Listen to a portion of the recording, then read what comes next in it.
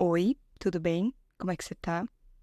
Meu nome é Maria, eu sou psicóloga clínica, neuropsicóloga e psicanalista lacaniana. Esse podcast é o Na Sala de Espera. Hoje eu queria falar um pouco sobre o papel da escrita, especialmente na psicanálise, mas em todas as esferas terapêuticas que existem, psicoterapêuticas principalmente, e o porquê que a escrita é uma coisa tão presente no meu consultório, na minha prática clínica e na minha vida desde sempre. Um pouco de contexto, eu comecei a escrever poesia com 8 para 9 anos, mais ou menos. Eu escrevi o meu primeiro livro com 9 anos, era uma antologia poética dedicada ao Maurício de Souza. Eu não tinha a menor ideia o que era antologia poética, mas eu dediquei ao Maurício de Souza porque eu lia um gibi da Turma da Mônica toda noite antes de dormir. Não conseguia dormir sem ler um gibi. E aí eu achei justo que o meu primeiro livro fosse dedicado à pessoa que me proporcionou boas noites de sono por tantos anos, né? Daí, pulando um pouco pra frente, eu entrei pra terapia, comecei a me tornar um ser humano terapeutizado mais ou menos aos 10, 11 anos de idade. Tinha muitos medos, eu era muito temerosa de muitas coisas. Eu tinha medo do escuro, eu tinha medo de espírito, eu tinha medo de fantasma, eu tinha medo de... Nossa, eu tinha medo de tudo, eu tinha medo de ficar sozinha.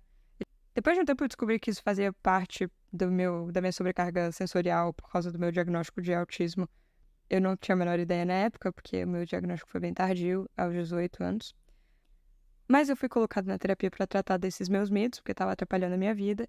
E eu nunca vou esquecer, a doutora Alessandra, ela me passou escrever, porque eu tinha muita dificuldade de falar com ela o que eu sentia, muita dificuldade. E sempre saía em meio a várias lágrimas, eu não conseguia expressar o medo, enfim. E ela falou para eu escrever num caderninho e não mostrar para ela, não mostrar para ninguém, que fosse só meu. E assim eu comecei a fazer. Com lá os meus 10, 11 anos de idade, eu escrevia quase todos os dias tudo o que eu sentia. E é engraçado, eu tinha esse caderno até pouco tempo. Ele se perdeu numa das últimas mudanças que eu fiz. Mas eu tinha ele até pouco tempo, eu fui reler e eram umas coisas muito dramáticas, tipo, sentada no banco de trás do carro, chorando porque você não me ama. E quem? Quem? Não consigo nem lembrar sobre quem eram, e eram declarações de solitude, de amor. Mas enfim, eu comecei a me expressar muito no papel e eu sentia um enorme alívio nas minhas costas, no meu peito, na minha cabeça, toda vez. Eu era uma criança ansiosa, né? Eu tenho ansiedade, eu não me lembro quando que começou, porque pra mim eu nasci um ser humano com ansiedade. Eu sei que não, mas parece às vezes. E eu fazia um exercício que eu até hoje faço de escrever a minha ansiedade. Onde eu tô sentindo ela no meu corpo, onde que ela tá aparecendo, o que que ela me dá vontade de fazer, de onde é que ela vem, o que que pode estar contribuindo pra ela. E aí eu fecho o caderno com força. Eu ia fazer o barulho aqui, mas eu acho que vai ficar horrível. Mas eu fechava o caderno com força e falava, fica aí. E me afastava do caderno. E realmente funcionava. Pode ser placebo? Pode, mas eu acho mais que é uma ferramenta de alívio, que nem quando você fala, você percebe que você está sendo ouvida e validada nos seus sentimentos, e aí o sentimento, ele fica um pouco mais brando, né? Um pouco mais calmo. Enfim. E a partir dessas práticas minhas, eu comecei a incorporar na minha prática clínica o ato de escrever. Então, na primeira sessão com todos os meus pacientes, eu falo, olha, acho bom você já comprar um caderninho e chamá-lo de caderninho da terapia. Eu passo o dever de casa, né? São geralmente textos escritos, coisas assim. Nunca são obrigatórios, mas enfim, recomendados. E eu vou pedir para você, quando a gente não tiver em sessão, você vai estar escrevendo o que você sente, o que aconteceu, o que está pesado, bota tudo no papel. Alguns têm resistência em fazer, alguns já começam muito facilmente, outros tratam como um diário, outros tratam como um dever de casa mesmo, tem que fazer, tem que fazer. E a única constante nesses anos de clínica é que todo mundo, eventualmente, se apaixona por escrita. Caraca, você não tem noção, parece que eu tô em sessão quando eu tô escrevendo. Ou eu não sabia o que eu estava sentindo, daí eu fui escrever sobre e eu consegui entrar em contato e eu consegui comunicar os meus sentimentos, porque eu entrei em contato com eles. É sempre uma descoberta. Até para insônia, um dos meus deveres de casa para pacientes com insônia é, logo antes de dormir, sentar e escrever todos os seus pensamentos, fechar o caderno e falar: tô deixando vocês aí, amanhã eu vejo. E geralmente funciona, né? Para quem tem problemas de sono por causa de ansiedade, claro. Mas a escrita sempre me ajudou muito e eu fui pesquisar sobre o poder da escrita. Eu cheguei num conceito chamado metacognição. Metacognição é a capacidade de pensar fora da sua cabeça. Digamos assim, pensar sem se identificar com todos os seus pensamentos, sem pensar que eles são todos verdadeiros. A gente tem essa tendência, né? Porque existe, então é verdade. Não é isso, a sua cabeça consegue concatenar milhões e milhões de coisas que às vezes não fazem o menor sentido se você olhar de fora por um segundo. Por um segundo. Você vai ver que você pisa, né, um pouco para trás e você vê que é tão minúsculo, é tão pequeno. Ou às vezes não, às vezes você percebe a magnitude que tem, que é grande e que você precisa estar agindo mais ou fazendo mais para se acolher. E a terapia é um lugar de metacognição, é um lugar para você pensar fora da sua cabeça, para você ter uma pessoa de fora, um olhar de fora, observando também os seus pensamentos. Mas o papel é um ouvinte incondicional. Ele não te julga nada. Pode morrer ali com ele, não vai sair dali. Eu acho que eu já falei muito mais no papel do que na terapia. Olha que eu faço terapia há muitos anos. Muitos anos. Às vezes, e eu já fiz isso algumas vezes, quando eu estive em períodos muito ruins, períodos depressivos, períodos que eu não conseguia externalizar a dor, eu escrevia muito sobre ela, porque é uma forma de externalizar, né? Mesmo que o outro não escute. E depois eu entregava para minha psicóloga. Entregava. É muito recorrente ainda com a minha psicóloga atual, eu ler textos meus. Ler. Como se eu estivesse lendo de um livro qualquer. E ela vai ter esse acesso, mas para mim é um pouquinho mais distante. Às vezes, com coisas muito difíceis, eu acho interessante. Por isso que eu passo a escrita. De vez em quando tem pautas, né, no dever de casa. Escreve uma carta para tal pessoa, depois joga fora. Ou escreve como você se sentiria se tal. Mas a meta é que vire um hábito, né? Que seja uma coisa quase que instintiva. Pera, tá sobrecarregado aqui, deixa eu escrever, deixa eu botar isso pra fora, deixa eu conseguir pensar sem me identificar com esse sofrimento que tá me trazendo. Acho isso ímpar. No meu término de relacionamento que aconteceu agora, eu não conseguia escrever sobre. Eu percebi que eu não queria externalizar nem pra mim mesma o que eu tava sentindo, o que eu tava pensando. E eu acho que eu não queria olhar para o que fosse me fazer bem. Eu não queria olhar para as verdades que eu tinha para dizer para mim mesma, porque eu tinha medo. Eu sabia que ia ser um próximo passo. E muitas vezes é isso, é medo do próximo passo, né? Medo do novo, medo de sair do sofrimento que você já está acostumado a ter. E a escrita, ela vai fazer isso. Ela vai te abrir os olhos, né? De uma forma, eu gosto de brincar com os meus pacientes, inclusive uma vez que você viu, é impossível desver. Você vai ver. Você vai ver onde é que está o sofrimento. Você vai ver o que está te incomodando. Você vai ver a mudança que você precisa fazer. Você vai ver, né? E é muito curioso que a escrita traz muito disso. Muitos breakthroughs, né? Que a gente fala na terapia. Que são essas sacadas, né? Esses estalos. E aí eu estava lendo um livro da Wisława Szymborska. Eu acho que eu errei super esse nome. Mas é um livro maravilhoso. Eu vou abrir aqui. Ela tem um poema chamado A Alegria da Escrita. Acho que falou muito comigo, eu queria trazer para vocês. Vou ler. A Alegria da Escrita. Para onde corre essa corça escrita pelo bosque escrito? Vai beber da água escrita, que lhe copia o focinho como papel carbono? Por que ergue a cabeça? Será que houve algo? Apoiada sobre as 4 patas emprestadas da verdade, sob meus dedos apuro o ouvido. Silêncio.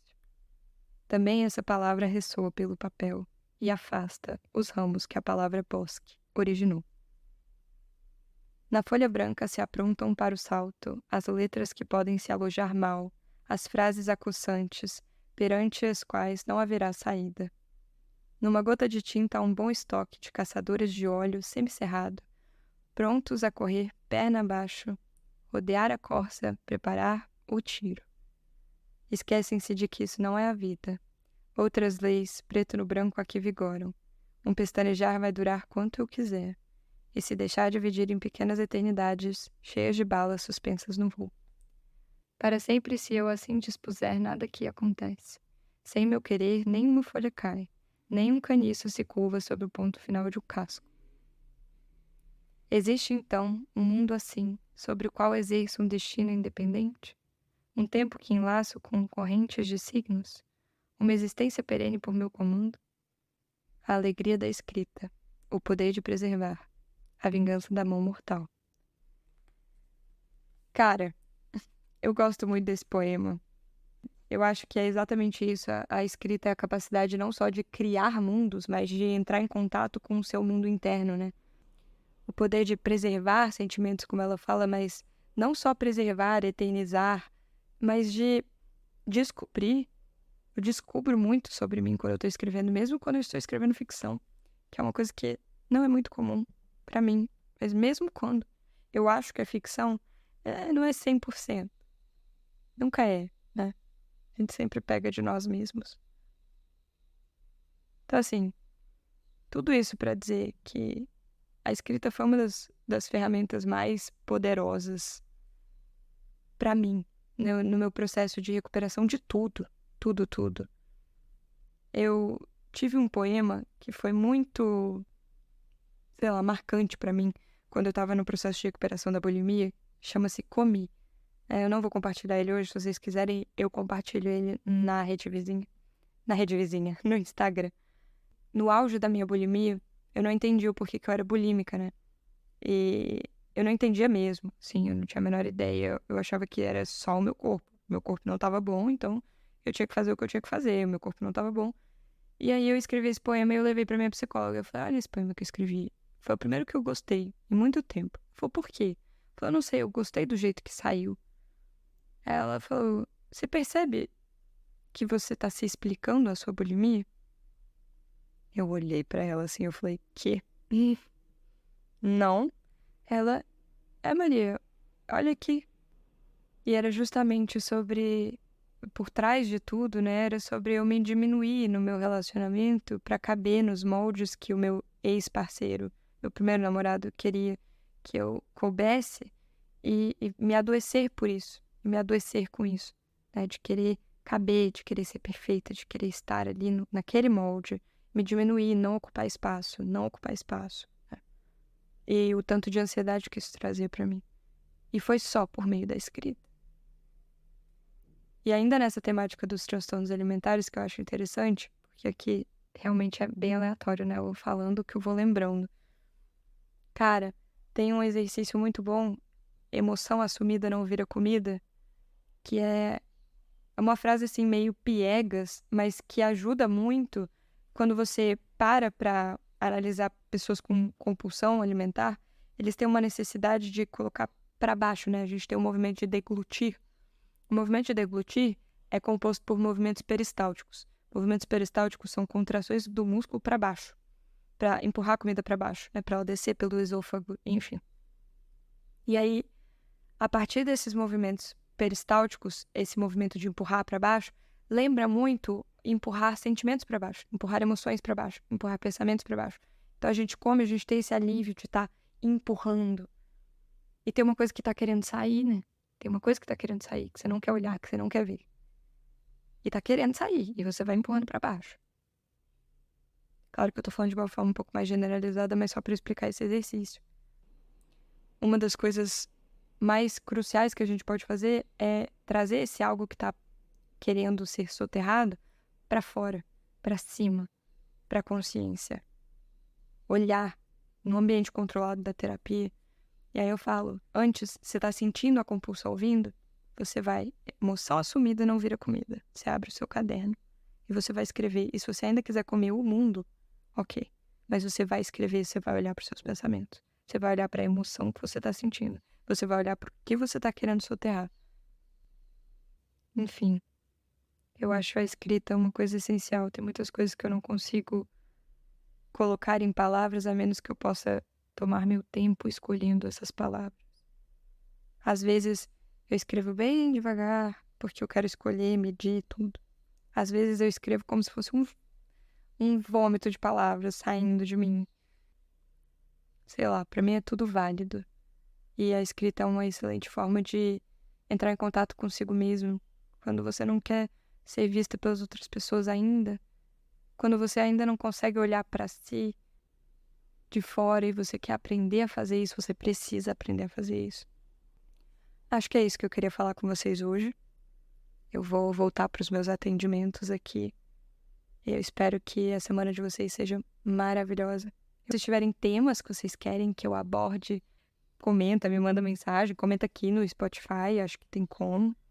Eu vou deixar linkado meu Instagram, meu TikTok. Eu falo sobre de tudo um pouco lá.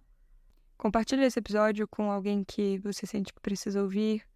Ou um poema da Wisława, ou sobre a escrita. Se eu puder ter ajudado uma pessoa que ouviu esse episódio, tá ótimo pra mim. E eu vejo vocês na semana que vem. Tchau!